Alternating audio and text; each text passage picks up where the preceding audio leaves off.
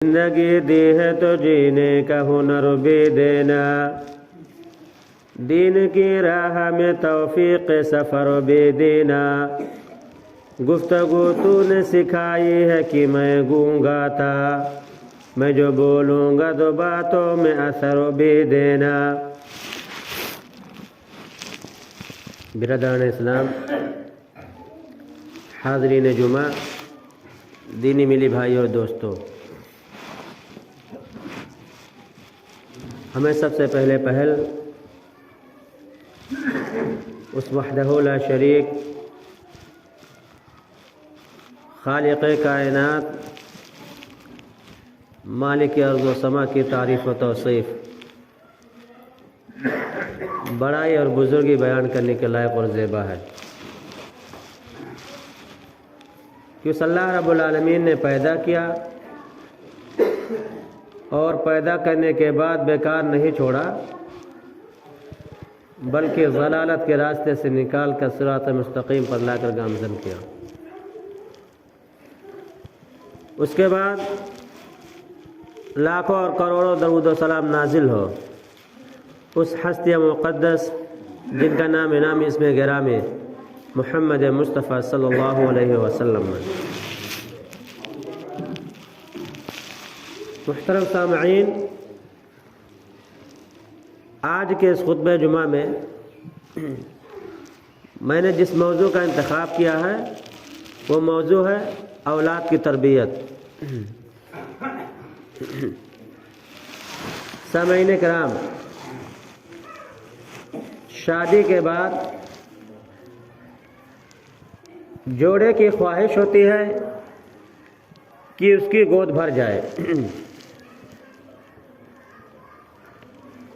اور اگر گود نہ بھرے تو اس کے لیے سو جتن کرتا ہے، کوشش کرتا ہے، گرچہ دیر ہی سے صحیح لیکن گود ضرور بھرے۔ اگر اللہ رب العالمین اس کی مراد کو پوری کر دیتا ہے تو وہ اپنے اولاد کے سلسلے میں بہت ساری تمنائیں آرزویں لیے بیٹھا ہے، خواب دیکھتا ہے کہ میری اولاد نیک ہوگی، اچھی ہوگی، دنیا میں نام پیدا کرے گی، کیونکہ ماں باپ ہی ایسے ہیں جو اپنی اولاد کو اپنے سے بڑھ کر دیکھنا چاہتے ہیں۔ اب سوال یہ پیدا ہوتا ہے، کیا خواب دیکھ لینے سے اولاد نیک ہو جائے گی؟ جی نہیں، ہرگز نہیں، بلکہ اس کے لیے انتہائی محنت کی ضرورت ہے۔ پالنا پوسنا، ہر ناحیے سے تربیت کرنا، پیدائش سے لے کر مرتے دم تک تمام لوازمات کو پوری کرنا،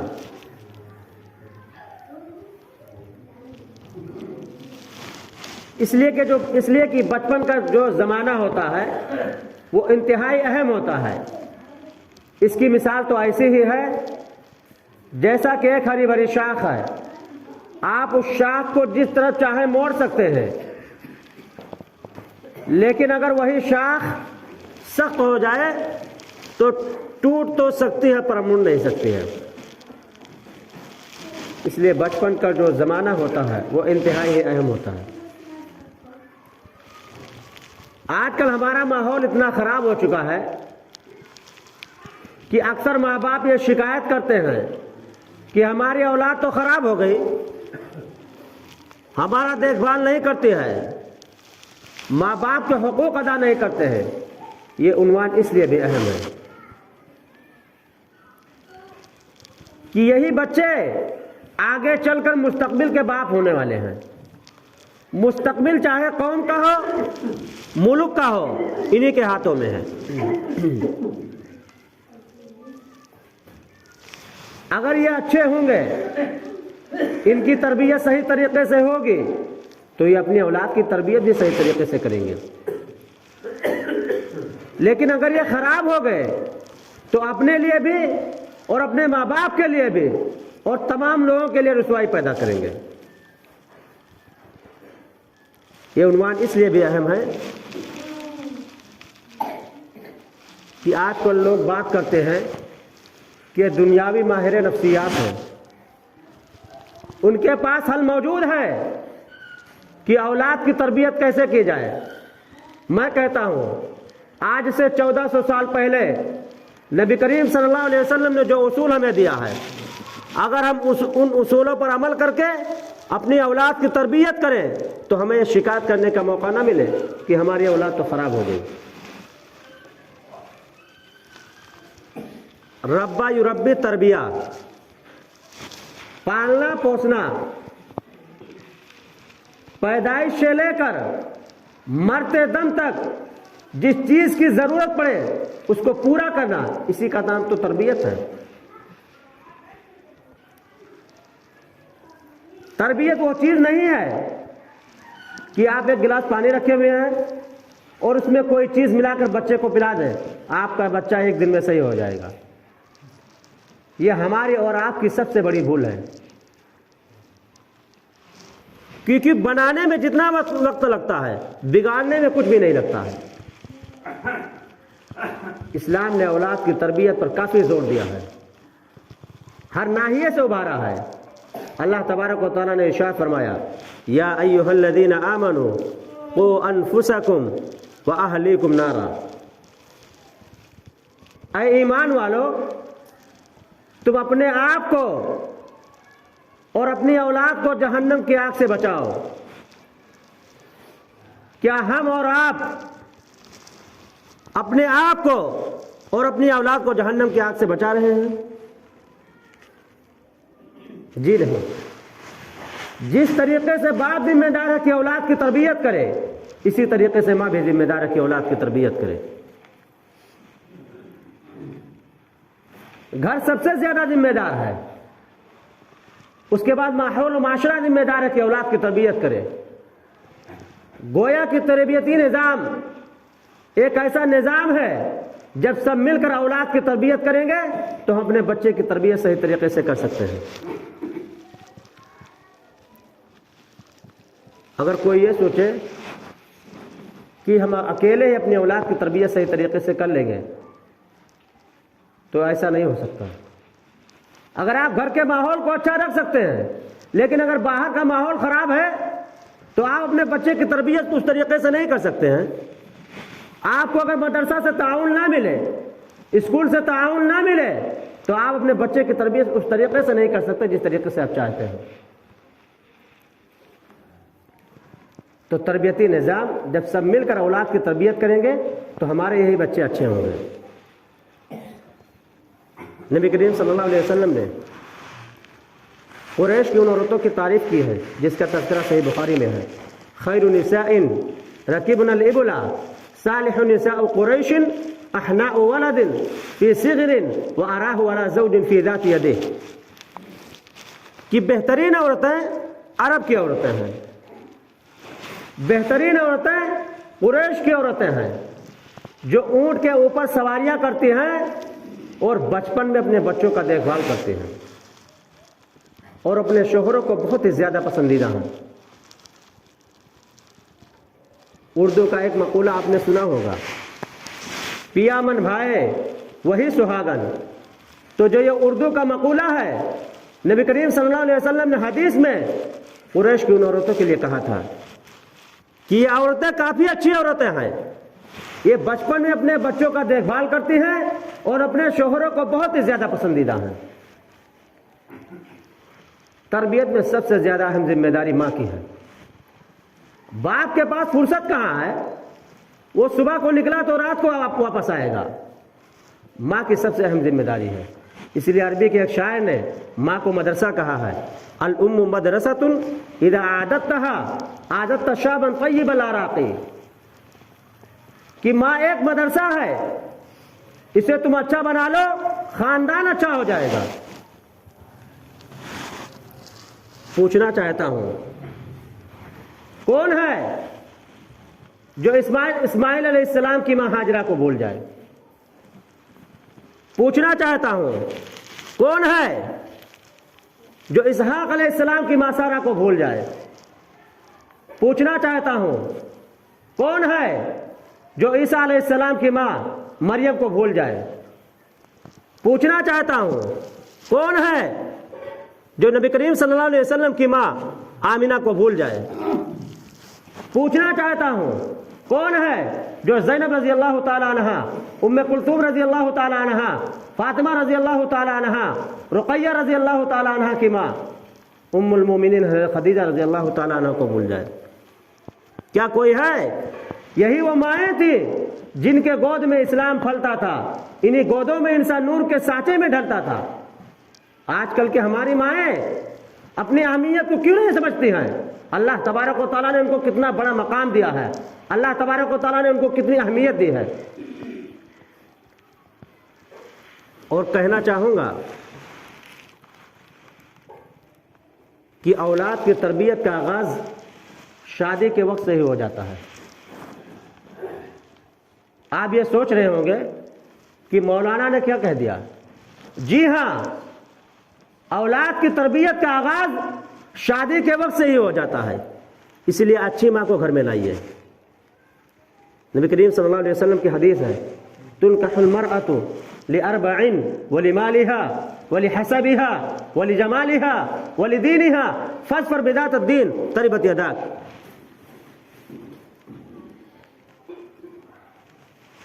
عورتوں سے نکاح 4 چیزوں کی بنیاد پر کیا جاتا ہے۔ وَلِمَالِهَا مالداری کی بنیاد پر، وَلِحَسَبِهَا حسب و نسب کی بنیاد پر، وَلِجَمَالِهَا خوبصورتی کی بنیاد پر، وَلِدِينِهَا دینداری کی بنیاد پر۔ مالدار ہے اچھی بات ہے، خاندان والی ہے اچھی بات ہے،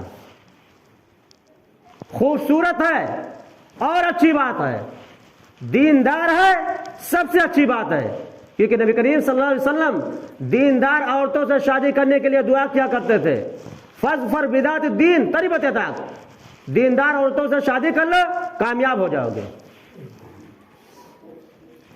جانتے ہو دنیا کے بہترین سامان کیا ہے؟ دنیا کے بہترین پونجی کیا ہے؟ الدنیا متاع۔ دنیا کے بہترین سامان کیا ہے؟ وخیر متاع الدنیا المرأة الصالحہ۔ دنیا کی سب سے بہترین سامان، دنیا کی سب سے بہترین پونجی المرأة الصالحہ، نیک بیوی ہے۔ اس لیے کہ نیک بیوی ہوگی تو آگے چل کر اس کا فائدہ ہونے والا اولاد کی تربیت کے سلسلے میں۔ مثال دینا چاہوں گا، اگر ہم اور آپ نبی کریم صلی اللہ علیہ وسلم کی اس بیوی کو بھول جائیں تو بہت بڑی بدنصیبی ہوگی۔ کن کو؟ یاد کیجئے ام المومنین حضرت خدیجہ رضی اللہ تعالی عنہا کو۔ بوڑھی عورت ہے لیکن نبی کریم صلی اللہ علیہ وسلم کا کتنا ساتھ دیا۔ پہاڑوں پر جاتی ہے، غار کے اندر جاتی ہے کھانا لے کر کے۔ اگر دیندار بیوی نہیں ہوتی تو ایسا نہیں کر سکتی۔ اور جو جملہ میں بیان کرنے جا رہا ہوں، اس وقت جو ساتھ دیا جب غار حرا کے اندر پہلی وحی اتری نبی کریم صلی اللہ علیہ وسلم پر، نبی کریم صلی اللہ علیہ وسلم بہت پریشان ہوئے، گھر آئے اور گھر والوں سے کہا کہ مجھے چادر اڑا دو۔ چادر اڑا دیا گیا۔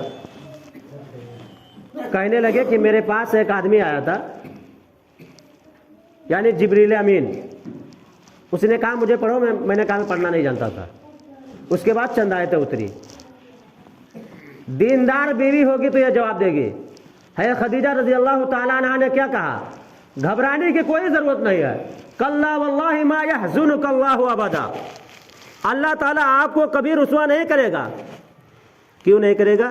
انک لتصل الرحم، آپ تو صلہ رحمی کرتے ہیں، آپ تو رشتہ داروں کے حقوق ادا کرتے ہیں، آپ تو رشتوں کو توڑتے ہیں، رشتوں کو جوڑتے ہیں، رشتے کو توڑتے نہیں ہیں۔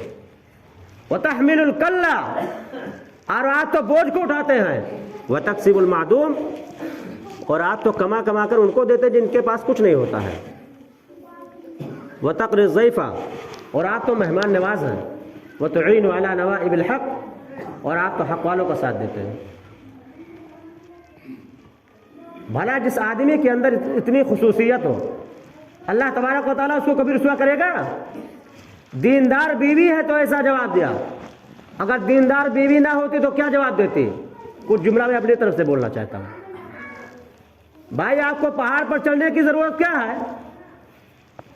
آپ کیوں ادھر ادھر بھاگ رہے ہیں دوسرے کو پیچھے؟ آپ اپنا دیکھو نا، اچھا ہوا بھلے پھنس گئے۔ اس لیے ہر کامیاب مرد کے پیچھے عورت کا ہاتھ ضروری ہے۔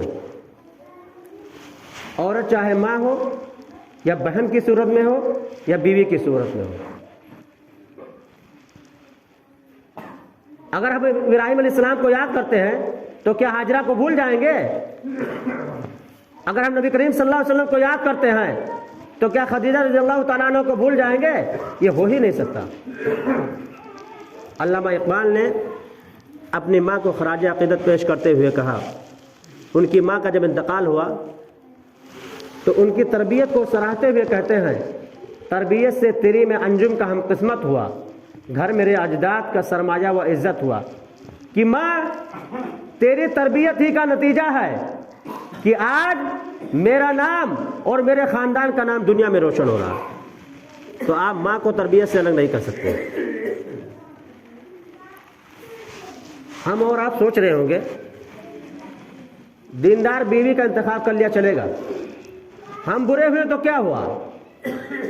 آج شادی کے لیے لوگ جاتے ہیں تو سب سے پہلے کیا پوچھتے ہیں؟ لڑکا کتنے پیسے کماتا ہے؟ کوئی یہ نہیں پوچھتا الا ماشاء اللہ کہ کیا وہ نماز پڑھتا ہے، کیا وہ دیندار ہے۔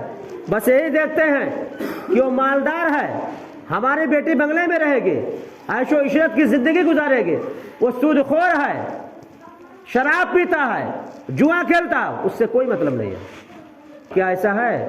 نبی کریم صلی اللہ علیہ وسلم کی حدیث ہے، اذا خاطب علیکم من ترضونہ فتزوجوہ الا تفعلوہ تکن فتنۃ فی الارض وفساد عریض۔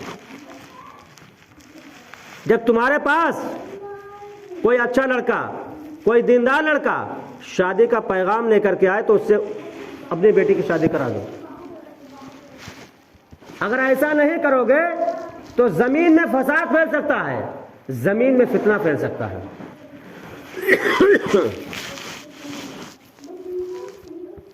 آج شادی کو لوگوں نے مشکل بنا دیا اور زنا کو آسان کر دیا۔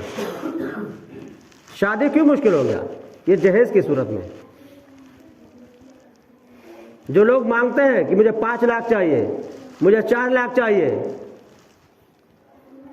ہماری بہنیں اور بیٹیاں اپنے گھروں میں بیٹھی بیٹھی بوڑھی ہو جاتی ہیں، باپ کے پاس پیسہ نہیں ہے، وہ کہاں سے شادی کرے؟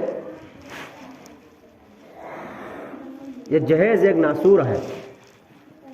تو دیندار بیوی کا انتخاب کیا جائے اور دیندار لڑکے کا بھی انتخاب کیا جائے۔ اگر یہ سب کریں گے تو اولاد کی تربیت میں اس کا اثر ہونے والا ہے۔ دعاؤں کا اہتمام کیوں نہیں ہے؟ دعاؤں کا اہتمام کیا جائے۔ حضرت ابراہیم علیہ السلام دعا کیا کرتے تھے؟ رب ہب لی من الصالحین، اے میرے رب مجھے نیک اولاد عطا فرما۔ تو اللہ تبارک و تعالیٰ نے کیا کہا؟ فبشرناہ بغلام حلیم، تو ہم نے ان کو بردبار اور نیک لڑکا عطا کیا۔ اگر اللہ تبارک و تعالیٰ نے آپ کو اولاد دی ہے تو یہ اللہ کا شکر ہے، اللہ کے علاوہ کوئی کسی کو کچھ بھی نہیں دے سکتا ہے۔ آگے آیت میں اللہ تبارک و تعالیٰ نے کہا الحمدللہ الذی وہب لی علی الکبر اسماعیل و اسحاق ان ربی لسمیع الدعاء۔ تمام تعریف اس اللہ کے لیے ہے جس نے بڑھاپے میں مجھے اسماعیل دیا اور اسحاق دیا۔ ان ربی لسمیع الدعاء، بے شک میرا رب دعاؤں کا سننے والا ہے۔ دعاؤں کا سننے والا کون ہے؟ دعاؤں کا سننے والا اللہ ہے۔ اولاد کی پیدائش ہوئی، لیکن اگر بیٹا نہیں بیٹی پیدا ہوئی تو ہم میں سے بعض لوگ کافی ناراض ہو جاتے ہیں، اور بیوی کو طلاق بھی دے دیتے ہیں۔ میں بات کرتا ہوں ان جاہلوں کی جو لوگ ایسا کرتے ہیں نبی کریم صلی اللہ علیہ وسلم کے آنے سے پہلے عربوں میں یہی رواج تھا کہ جب بیٹی پیدا ہوتی تھی تو ایک گڑھا کھود کر اسے زندہ دفن کر دیتے تھے. قرآن حکیم نے بہترین نقشہ کھینچا ہے. وَإِذَا بُشِّرَ أَحَدُهُمْ بِالْأُنثَىٰ ظَلَّ وَجْهُهُ مُسْوَدًّا وَهُوَ كَظِيمٌ أَوْ مَن يُنَشَّأُ فِي الْحِلْيَةِ وَهُوَ فِي الْخِصَامِ غَيْرُ مُبِينٍ يَتَوَارَىٰ مِنَ الْقَوْمِ أَيُمْسِكُهُ عَلَىٰ هُونٍ أَمْ يَدُسُّهُ فِي التُّرَابِ هَلَا سَاءَ مَا يَحْكُمُونَ. جب ان میں سے کسی کو لڑکی کی خوشخبری دی جاتی تھی تو اس کا چہرہ سیاہ ہو جاتا تھا، وہ مارے غم میں ندال لیتا. وہ یہ سوچتا کہ اب یہ کیا کریں، اسے زندہ دفن کریں. کیا ہی برے فیصلہ کرتا تھا. اگر میں یہاں حالی کو نہ یاد کروں تو ہماری اور آپ کی بڑی بد نصیبی ہوگی. جو ہوتی تھی پیدا کسی گھر میں دختر تو خوف شماتت سے بے رحم مادر برے دیکھتی، جبکہ شوہر کے تیور کہیں زندہ گاڑ آتی تھی اس کو لے جا کر وہ گرد ایسی نفرت سے کرتی تھی خالی زنے جیسے کوئی سانپ جلنے والی. کہنا چاہوں گا بیٹا پیدا کرنا اور بیٹی پیدا کرنا یہ کسی انسان کے ہاتھ میں ہے؟ اگر انسان کے ہاتھ میں ہوتا تو بہت کچھ کر سکتا تھا. یہ اللہ تبارک و تعالیٰ کے ہاتھ میں ہے. اللہ تبارک و تعالیٰ نے ارشاد فرمایا سورہ شورى کے اندر للہ ملک السماوات والارض یخلق ما یشاء یہب لمن یشاء اناثا ویہب لمن یشاء الذکور او یزوجہم ذکرانا واناثا ویجعل من یشاء عقیما انہ علیم قدیر. اللہ ہی کے لیے آسمان و زمین کی بادشاہت ہے. یخلق ما یشاء وہ جو چاہتا پیدا کرتا ہے. یہب لمن یشاء اناثا جسے چاہتا لڑکی دیتا ہے. ویہب لمن یشاء الذکور اور جسے چاہتا ہے لڑکا دیتا ہے. او یزوجہم ذکرانا واناثا اور جسے چاہتا ہے لڑکا اور لڑکی دونوں دیتا ہے. اور جسے چاہتا ہے ویجعل من یشاء عقیما جسے چاہتا باج بنا دیتا ہے. جسے چاہتا کچھ بھی نہیں دیتا ہے. اگر اللہ تبارک و تعالیٰ نے آپ کو باج بنا دیا ہے، اللہ تبارک و تعالیٰ نے آپ کو کچھ بھی نہیں دیا ہے تو یہ رب کی تقدیر کا فیصلہ ہے. ناگواری کا اظہار نہ کیا جائے. لیکن اگر لڑکی پیدا ہوئی تو ہم میں سے کافی ناراض ہو جاتے ہیں. لیکن نبی کریم صلی اللہ علیہ وسلم کی حدیث ہے لڑکیوں کے لیے من عال جاریتین حتی تبلغ جاء یوم القیامہ انا وهو وضم اصابعه. جس نے دو لڑکیوں کی پرورش کی تو میں اور وہ قیامت کے دن اس طرح آئیں گے جیسی میری یہ دو انگلیاں ہیں. یعنی جس شخص نے دو لڑکیوں کی پرورش کی، اسے پالا پوسا، بڑا کیا، پڑھایا لکھایا، دیندار لڑکے سے شادی کر دی، تو قیامت کے دن اس طرح آئے گا جیسے میری یہ دو انگلیاں ہیں. لڑکے والوں کے لیے میرے علم کے مطابق مجھے اس سے کوئی حدیث نہیں ملی جس میں ایسا کچھ کہا گیا ہو. پیدائش کے بعد اس کے نام رکھے جائیں. اور عبداللہ عبد الرحمن اللہ تبارک و تعالیٰ کو سب سے زیادہ محبوب ہے. لیکن ہمارے یہاں جانتے ہو کیا رواج ہے؟ یونیک نام رکھتے ہیں. یونیک ہٹ کر کے نام. ہٹ کر کے مطلب ہے وہ اتنا ہٹ جاتا ہے کہ اس کا معنی بھی سمجھ میں نہیں آتا ہے. تو نام رکھے جائیں لیکن اچھے نام رکھے جائیں کیونکہ قیامت کے دن اسی ناموں سے پکارا جائے گا. اور پھر کیا کرنا ہے؟ 7ویں دن جانور ذبح کرنا ہے. کل غلام رہینۃ بعقیقتہ تذبح ونصابعہ ویحلق ویسمى. ہر بچہ گروی رکھا ہوا ہے، اسے کہیں سے چھڑا کر کے لانا ہے. اور آپ کیسے لا سکتے ہیں؟ کہ 7ویں دن جانور ذبح کیا جائے، اس کے بال کو موڑا جائے اور اس کا نام رکھا جائے. قرآن دنیا کی پہلی کتاب ہے جس نے بچوں کا حق دیا. آپ کسی کتاب میں بچوں کا حق نہیں پا سکتے ہیں. وہ حق کیا ہے؟ کہ ماؤں کے لیے ضروری ہے کہ وہ اپنے بچے کو 2 سال تک دودھ پلائیں. والوالدات یرضعن اولادہن حولین کاملین لمن اراد ان یتم الرضاعہ. ماؤں کے لیے ضروری ہے کہ وہ اپنے بچوں کو مکمل 2 سال تک دودھ پلائیں. یہ قرآن کی پہلی کتاب ہے جس نے بچوں کو حق دیا ہے. اگر یہ سب کام آپ کریں گے تو انشاءاللہ اولاد کی تربیت میں اللہ تبارک و تعالیٰ آپ کی مدد کرے گا. میں عقیقے کے بارے میں اور کچھ بولنا چاہتا ہوں. آدمی کو دوسرے کاموں کے لیے مال بھی زیادہ ہے اور وقت بھی زیادہ ہے. شادی بیاہ میں فضول خرچی کرنا ہو تو آدمی کر لیتا ہے، لیکن جہاں سنت پر عمل کرنے کی بات آتی ہے، جہاں عقیقہ کا مسئلہ آتا ہے، تو مولوی سے سوال پوچھنے کے لیے آتا ہے، مولانا اگر ہم بچے کی طرف سے 2 نہیں 1 کر لیں تو چلے گا؟ 1 کی بھی گنجائش ہے، لیکن یہاں 2 کو 1 کرا رہا ہے. اور شادی بیاہ میں جب فضول خرچی کی تو مولانا سے پوچھنے کے لیے نہیں آیا. اور لڑکی کی طرف سے 1 جانور کا ثبوت ہے، چھوٹے جانور کا ثبوت ملتا ہے، بڑے کا نہیں.